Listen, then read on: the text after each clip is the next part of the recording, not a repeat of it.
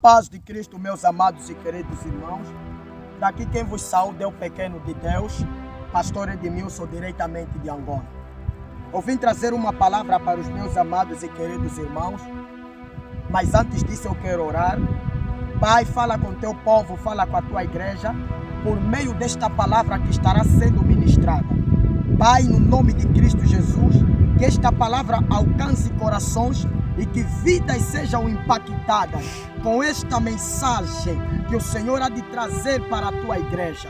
Pai, em nome do nosso Senhor Jesus Cristo, remova toda a surdez espiritual, toda a cegueira espiritual, toda a escama espiritual, Senhor, que venha cair por terra pelo poderoso nome de Cristo Jesus. Amém.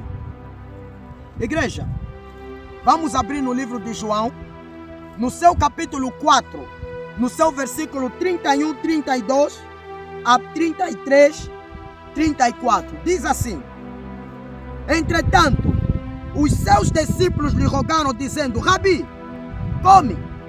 Porém, ele lhes disse: uma comida tenho para comer, que vós não conheceis. Então os discípulos diziam uns aos outros: trouxeram-lhe porventura alguém de comer? Trouxe-lhe porventura alguém de comer? Jesus disse-lhes: a minha comida é fazer a vontade daquele que me enviou e realizar a sua obra. Glória ao Espírito Santo de Deus.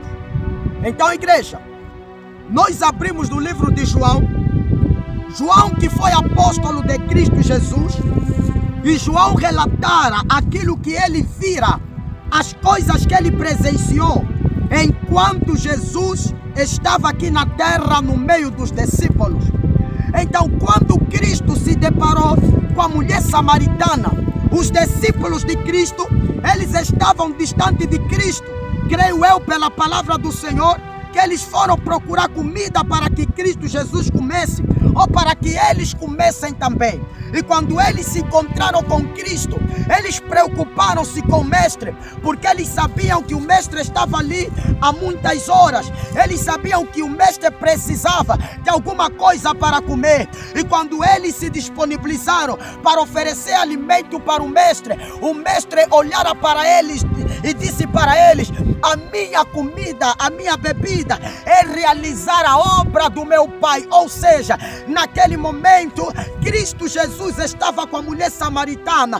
Cristo Jesus estava fazendo a obra do seu Pai. Mas os discípulos queriam interromper o mestre para dar comida no mestre, sim. E o mestre mostrou para ele que a prioridade naquele momento não era a comida, mas a prioridade naquele momento era fazer a vontade de Deus. Porque o mestre, além de priorizar a vontade do seu Pai, o mestre também estava de consagração, o mestre também estava de jejum. Por isso é que ele olhara para os discípulos e disse para eles que a minha obra é realizar, a minha comida é fazer a vontade do meu Pai, sim. Porque Cristo Jesus sabia que enquanto os homens estiverem aqui na terra, muitos vão estar preocupados com aquilo que vão comer, com aquilo que vão beber. Eles estarão preocupados em alimentar a sua carne, mas não estarão preocupados em alimentar o seu espírito. Então Cristo, Ele é o nosso modelo e Ele deixa um exemplo para nós,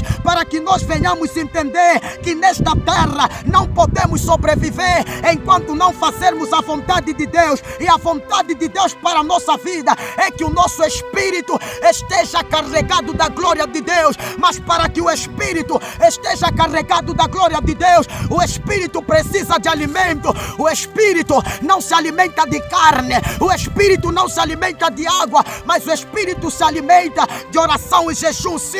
Então o teu espírito precisa de jejum, precisa de oração para estar carregado da glória de Deus. Mas nós vivemos em uma época em que crentes não querem jejuar, em que crentes estão a deixar de jejuar para alimentar a sua carne. Por isso não são crentes espirituais, porque um crente espiritual, ele precisa de alimento do seu espírito. espírito. E só o jejum e oração tem poder para alimentar o nosso espírito. Quantos crentes estão 2 semanas sem jejuar, 2 meses sem jejuar, 3 meses sem jejuar, abandonaram a prática do jejum há muitos anos. Por quê? Porque eles estão mais preocupados em alimentar a sua carne. Por isso não são crentes espirituais. Hoje em dia os crentes são caracterizados como crentes espirituais por ter um cargo dentro da igreja ou por fazer parte do grupo coral, mas os verdadeiros crentes são aqueles que maniatam esta carne, são aqueles que envergonham esta carne. E só existe uma forma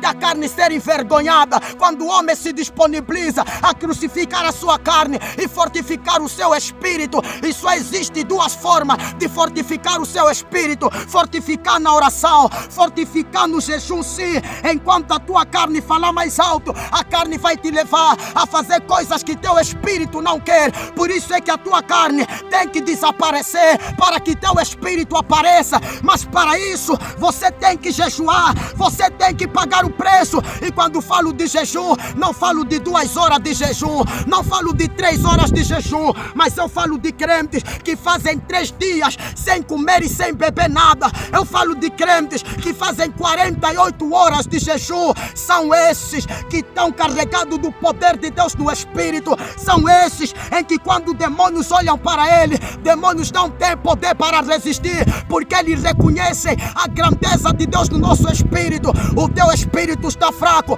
o teu espírito precisa de alimentação. E quando oferecemos essa alimentação para Deus, precisamos oferecer esta alimentação para Deus de coração. Não é que estás a jejuar, estás a pensar no prato de comida. Não é que estás a jejuar, estás a pensar no teu trabalho para oferecer alguma coisa para Deus. Precisamos oferecer de todo o coração. Mas tem pessoas que quando estão a jejuar, eles trancam a cara, eles ficam insatisfeitos. É como se estivesse a se arrepender por abrir aquele programa de jejum. Quando você está a jejuar, entenda que o jejum não é para Deus, o jejum é para você.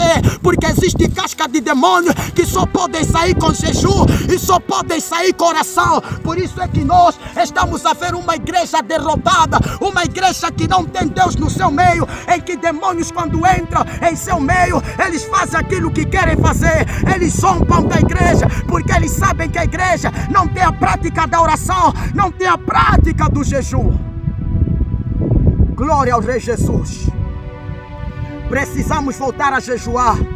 A Bíblia fala que a nossa luta não é contra a carne nem contra o sangue, mas é contra principados e potestades. Principados e potestades não podem cair enquanto a tua carne estiver gorda, enquanto a tua carne estiver alimentada de muito, aleluia, de muita comida.